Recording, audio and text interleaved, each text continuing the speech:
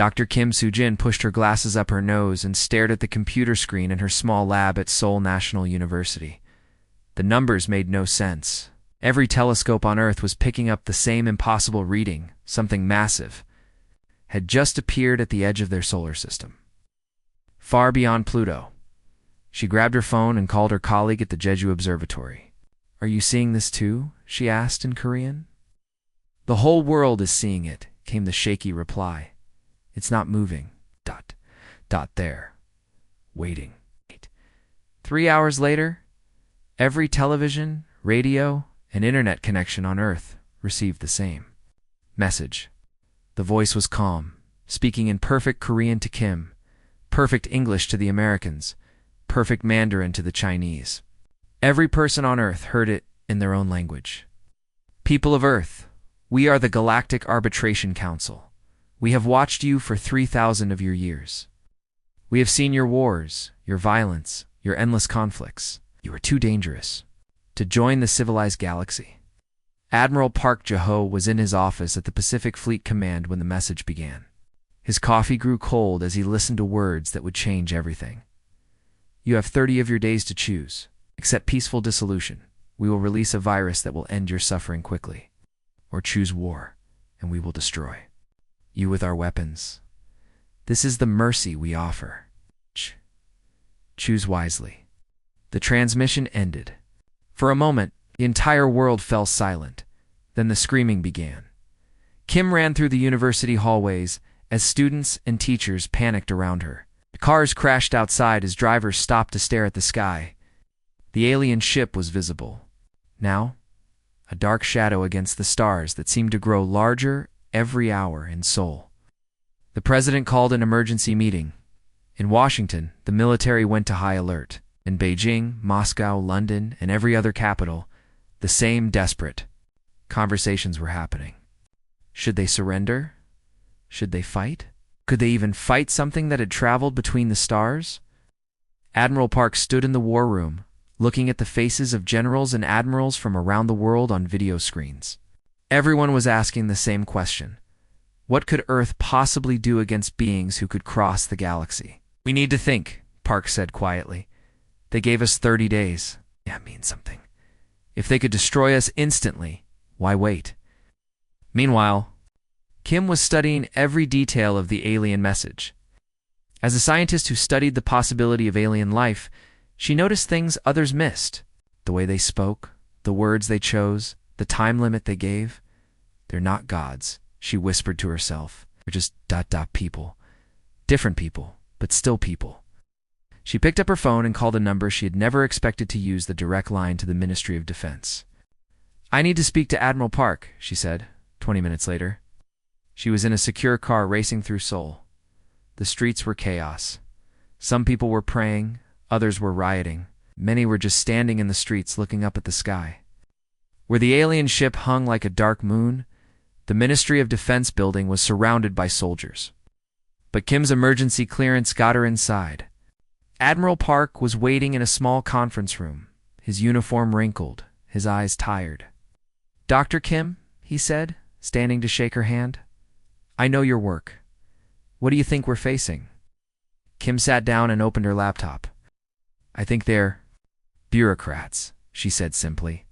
Park raised an eyebrow. "Bureaucrats, think about it. They call themselves the Galactic Arbitration Council. They've been watching us for thousands of years. They gave us an ultimatum with a time limit. They even called it mercy. This isn't how conquerors act. This is how judges act." Park leaned forward. "Go on. They've done this before, probably many times. They have a system, a process. They watch a species. They decide if that species is too dangerous, and then they eliminate the threat. It's probably very organized, very efficient." But Kim smiled grimly.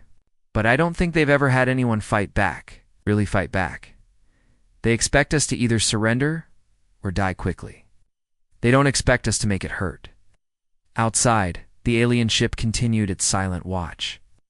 Around the world, governments were meeting, armies were mobilizing, and scientists were working frantically to understand what they were facing. In a small conference room in Seoul, A marine biologist and a naval officer were planning humanity's response to its first contact. With alien life? It would not be the peaceful meeting that science fiction had imagined. They think they're being kind, Kim said again, staring at the data on her screen. They have no idea what they've just awakened. Park nodded slowly. Then let's show them what humanity looks like when it's cornered. The 30-day countdown had begun. Earth would not go quietly into the night. Within 6 hours of the alien ultimatum, something impossible happened on Earth. The phone rang in the Pentagon. And when the American general answered, he heard Russian being spoken. Not threats or demands, but an offer to share nuclear weapon designs in Moscow. The defense minister was reading classified files from China about their space program. In Beijing, military officials were studying British submarine technology. Countries that had pointed missiles at each other for decades were suddenly working together. It's like old friends. Dr. Kim found herself on a military transport plane 12 hours after her meeting with Admiral Park. She was heading to a place she had only heard about in whispers, a secret facility built deep inside Mount Bidu, on the border between North Korea and China. The plane was full of scientists from around the world. The woman sitting next to her was Dr. Sarah Chen, quantum physicist from MIT. Across the aisle sat Dr. Yuki Tanaka from Tokyo University, a weapons expert. Behind them, a Russian rocket scientist was comparing notes with a French engineer.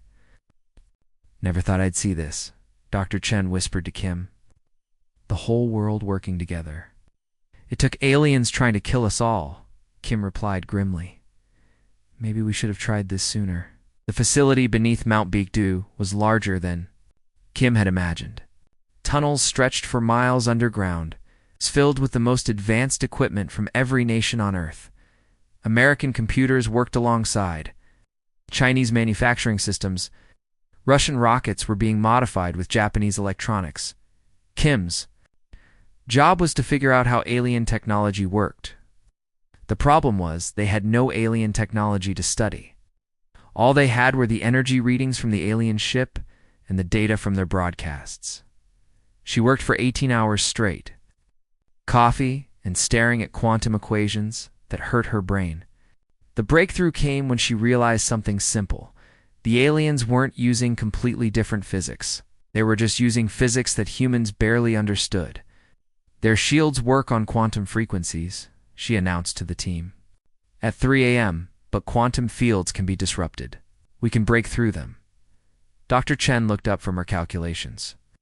How? We have to get close. Really close. Our weapons can disrupt their shields, but only if we're almost touching them. The room fell silent. Everyone understood what that meant.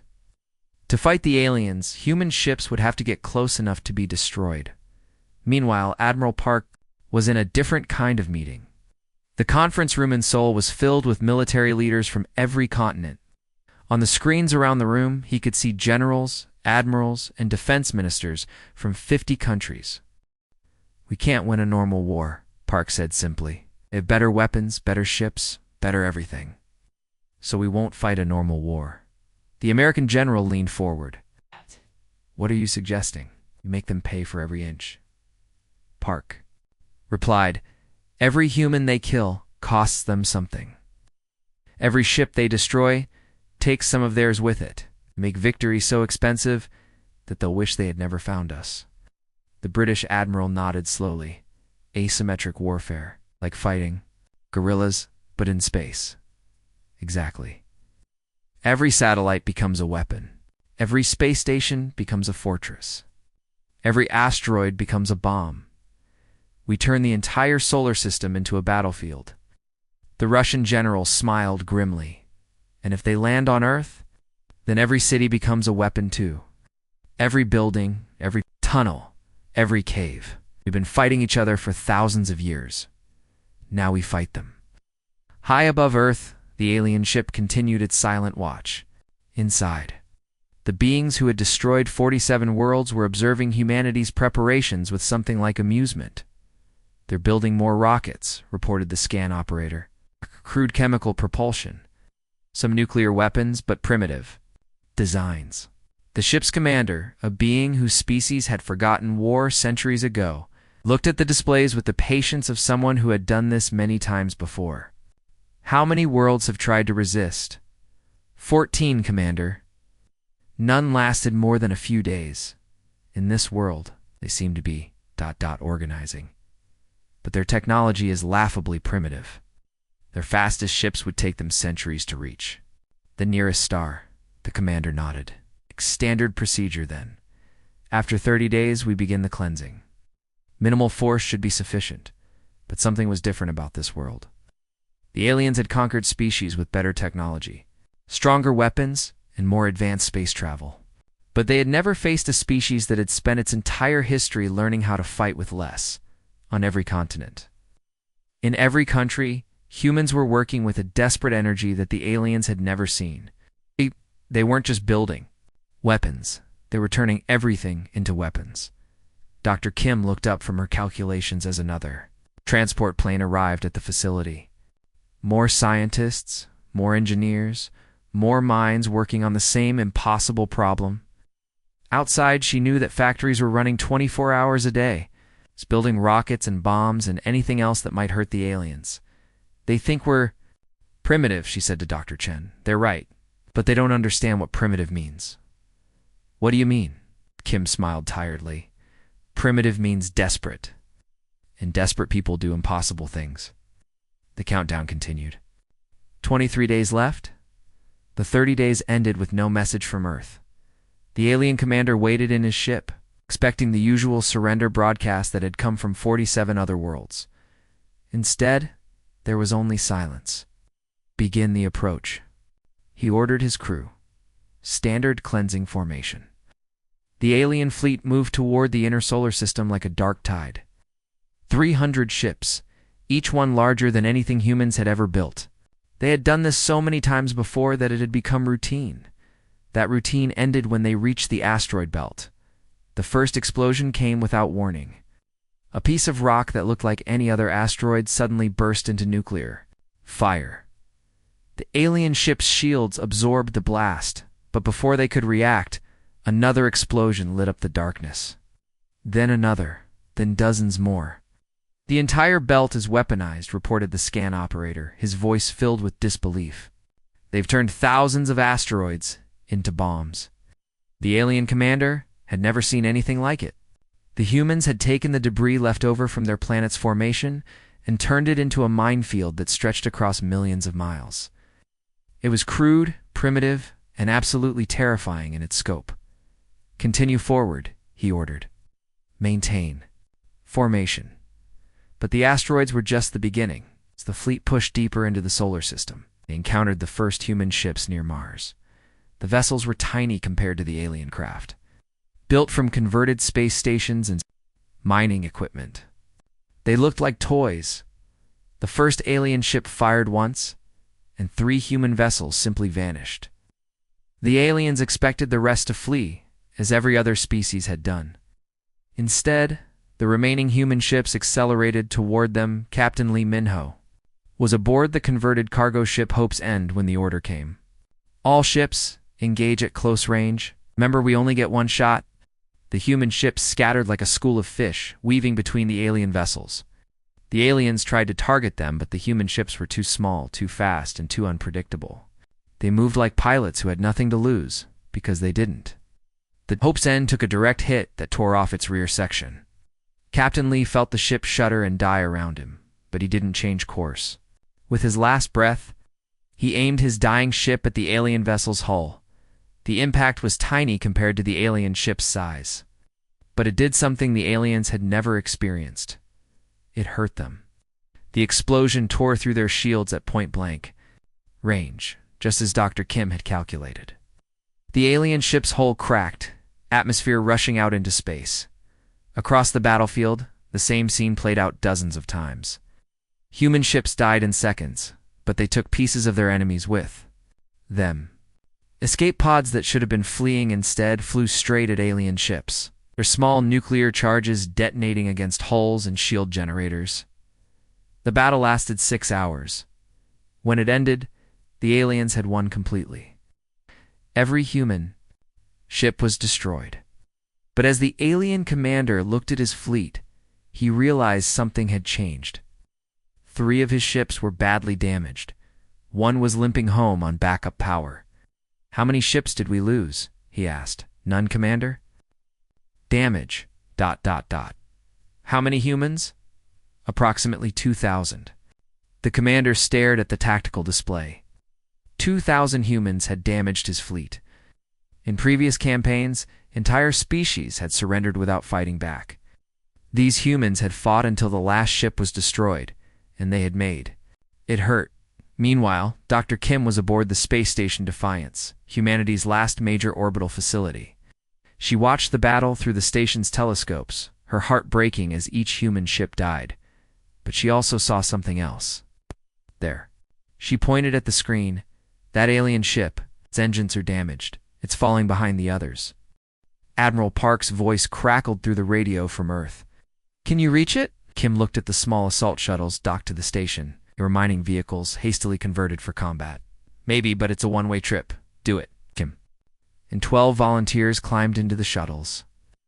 They were scientists, engineers, and a few soldiers. None of them expected to survive. As they approached the damaged alien ship, Kim thought about her quiet lab at Seoul National University. That life seemed like a dream now. The alien ship was enormous up close, its hull scarred by the suicide attack that had crippled it. Kim's shuttle found an airlock and cut through it with industrial lasers. The 12 humans poured into the alien ship with weapons that were barely more than tools. The fighting inside was brutal. The aliens were taller and stronger than humans, but they had never fought in close quarters. They had weapons that could destroy cities, but in the narrow corridors of their own ship. They were just as vulnerable as anyone else.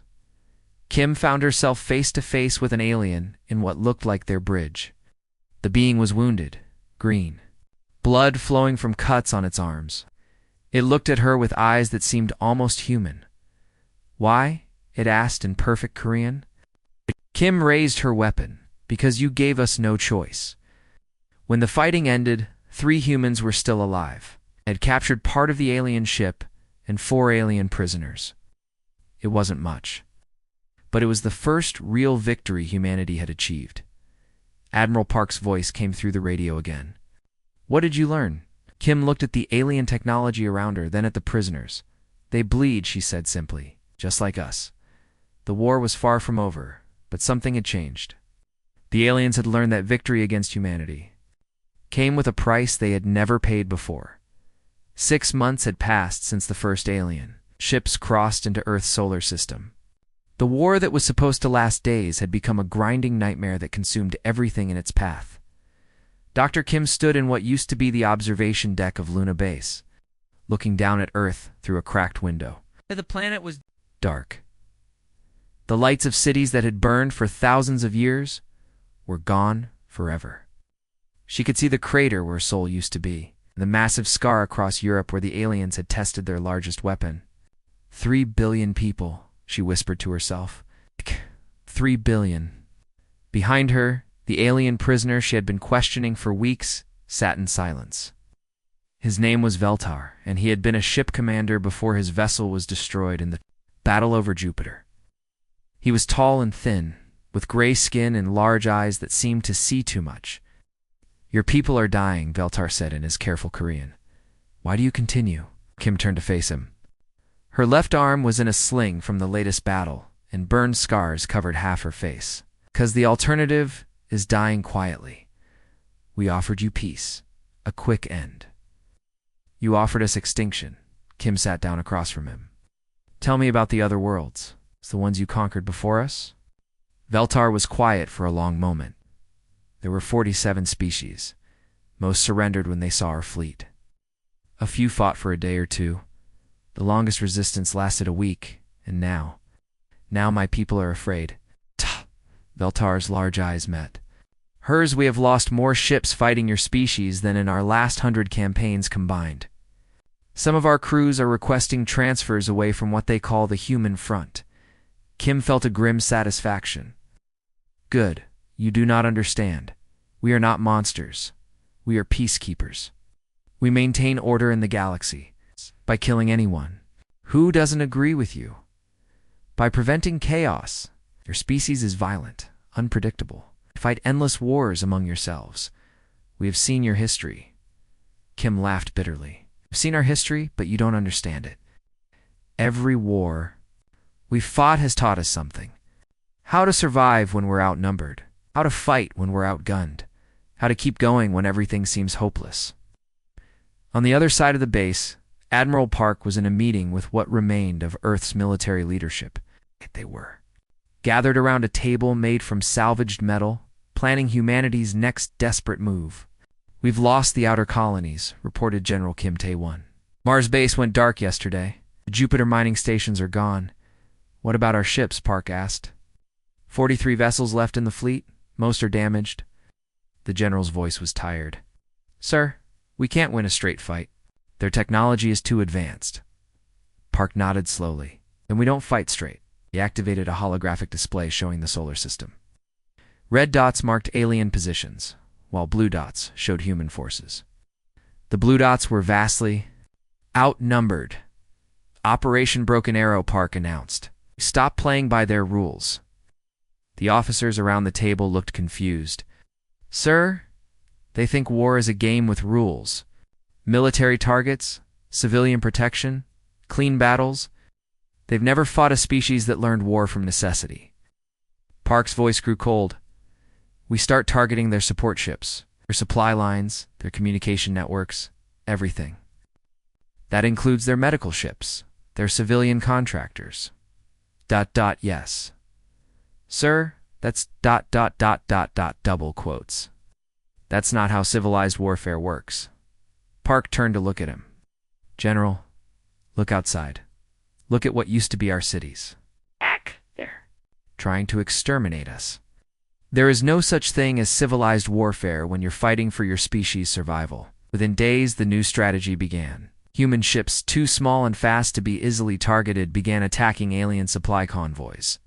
They hit communication relays, medical transports, even ships carrying food and water to the alien fleet. The aliens were horrified. In their thousands of years of warfare, they had never encountered an enemy who ignored the basic rules of engagement. They sent messages to Earth demanding that humanity stop targeting civilian infrastructure. Earth's response was broadcast across the solar system by Admiral Park himself. You came here to kill every man, woman, and child on our planet. You don't get to complain about how we defend ourselves. The war's nature changed overnight. The aliens, who had always fought clean surgical campaigns, found themselves in a dirty, brutal conflict where nothing was off limits. Their crews, trained for conventional warfare, struggled to adapt to an enemy that seemed to follow no rules at all. Dr. Kim watched the reports from her position on Luna Base. The aliens were winning the war, but they were paying a price they had never expected. Their perfect, efficient killing machine was being forced to work harder than it ever had before. You're learning, she told Veltar during one of their sessions. Your people are finally understanding what it means to fight humans. You're barbarians, he replied, but there was no anger in his voice, only confusion. No, Kim said quietly. We're survivors. Survivors do whatever it takes. Outside, the war continued. Earth was dying, but it was not dying quietly. And in the darkness between the stars, other species were beginning to hear rumors of a world that had made the Great Galactic Council believed that the impossible was happening. Humanity was teaching the galaxy that some species could not be conquered, only destroyed. And destroying them would cost more than anyone had ever imagined. 2 years had passed since the first alien ship appeared in Earth's sky. The war that was supposed to last days had become a grinding nightmare that changed everything. But on a cold morning in what used to be Geneva, something impossible was happening. Dr. Kim Soo-jin walked through the ruins of the old United Nations, building, her footsteps echoing in the empty halls. The walls were scorched black from alien weapons, and half the roof had collapsed months ago. But today, this broken building would host the most important meeting in human history. She wore a simple black suit that had been patched and repaired many times. Her face bore scars from a dozen battles. Her left hand was mechanical, a replacement for the one she lost during the boarding of an alien ship. But her eyes were bright with something that hadn't been there 2 years ago: hope. The alien delegation was already waiting in the main assembly hall. Supreme Arbiter Velthor stood at the center, the same being who had once commanded the fleet sent to destroy humanity. He was tall and gray, with large eyes that seemed to see too much. Behind him stood 5 other aliens, their expressions unreadable. Admiral Park Jae-ho entered from the opposite side of the hall. He moved slowly, his body bearing the weight of 2 years of constant warfare. His uniform was clean but faded, and his face showed the exhaustion of a man who had been fighting an impossible war. Dr. Kim Velthar said in perfect Korean as she approached, "Admiral Park, I never thought I would see this day." "Neither did we," Kim replied, taking her seat at the table. The table itself was made from the hull of a destroyed human ship, its metal surface polished to a mirror shine. But here we are. Velthor looked around the ruined building. "Planet is dying, your cities are gone, your population is less than half what it was when we arrived. Why do you continue to fight?" Park leaned forward, his weathered hands flat on the table. "Because we're still here. Because every day we survive is a day we prove you wrong. We could have ended this war months ago," Velthor said. "We have weapons that could crack your planet in half." "But you haven't used them," Kim observed. "Why?" The alien was quiet for a long moment, "because the cost would be too high. We have lost more ships fighting your species than in our last 100 campaigns combined. Our crews are exhausted. Some of our member species are questioning whether this war is worth fighting." Kim felt a surge of satisfaction. "You're learning." "Learning what?" "That some fights cost more than they're worth. Some species can't be conquered, only destroyed. And destroying us would cost you more than you ever imagined." Velthor's large eyes met hers. "You speak of cost? What about your cost? Half your people are dead. Your cities are ruins. Your children are being born into a world of war." "Yes," Kim said simply. "Still fighting, still refusing to give up." The alien seemed to struggle with something. "You don't understand. In our calculations, you should have surrendered long ago. Your resistance makes no logical sense." Park laughed, a sound without humor. "Logic. You keep using that word." "Not me." "Tell you about human logic. When someone tries to kill your family, you don't calculate the odds, you fight. When someone tries to destroy your world, you don't surrender because it's logical. You make them pay for every inch." "But why?" Velthor asked. "Why choose certain death over quick extinction?" Kim stood up and walked to the broken window. She could see the construction crews working to rebuild the city. Human and alien workers side by side, using technology from both species. It was a sight that would have been impossible 2 years ago.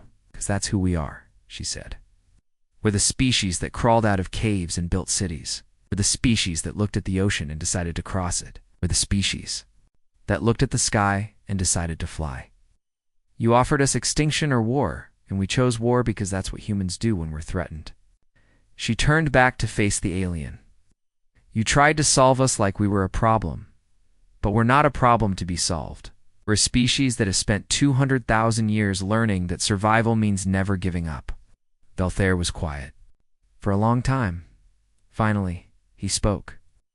"The Galactic Council has authorized me to offer you a treaty. Not surrender. Not submission. A treaty between equals." The words hung in the air like a miracle. Park and Kim exchanged glances. "What are the terms?" Park asked. "Earth becomes a member of the Galactic Council. Keep your weapons, your independence, your right to defend yourselves. In exchange, you agree to follow galactic law and trade peacefully with other species." Kim sat back down. "And if we refuse, then the war continues." "But double quotes," Velthar hesitated. "But we both know how that will end. You will die fighting, and we will win at a cost that might destroy us both." The negotiations took 3 days.